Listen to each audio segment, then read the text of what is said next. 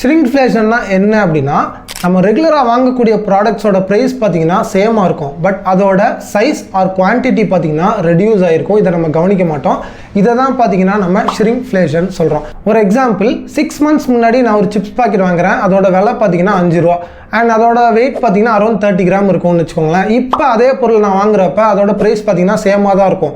But அதில் 30 gram இருக்குமான்னு கேட்டிங்கன்னா கிடையாது, 20 கிராம் தான் இருக்கும். அப்போ 10 கிராம் ரெடியூஸ் ஆகிருக்கும். இதை தான் நம்ம ஷ்ரிங்க்ஃப்ளேஷன் சொல்கிறோம். எதுக்காண்டி கம்பெனிஸ் இந்த மாதிரி பண்ணணும் அப்படின்னு பார்த்தீங்கன்னா, ஒன்று அவங்க சைடில் ரா மெட்டீரியல்ஸோட காஸ்ட் கூடி இருக்கும் அண்ட் கம்பெனிக்கு ப்ராஃபிட் சரியாக இருக்காது. இதனால பார்த்தீங்கன்னா கன்சியூமர்ஸ்க்கும் பார்த்தீங்கன்னா எந்த ஒரு பாதிப்பு இருக்கக்கூடாதுன்றதுக்காண்டி தான் பார்த்தீங்கன்னா அவங்க அந்த சேம் ப்ரைஸை வச்சு சைஸ் ஆர் குவான்டிட்டியை மட்டும் ரெடியூஸ் பண்ணுறாங்க.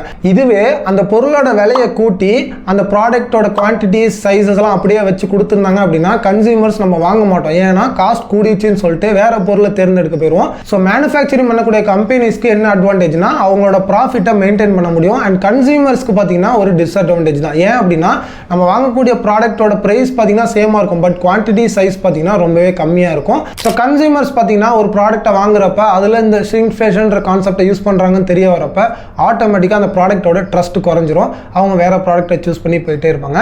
ஸோ இதே மாதிரியான இன்ஃபர்மேட்டிவ் கண்டென்ட்ஸ்க்கு மறக்காமல் ஃபாலோ பண்ணிக்கோங்க. அடுத்த வீடியோவில் பார்ப்போம்.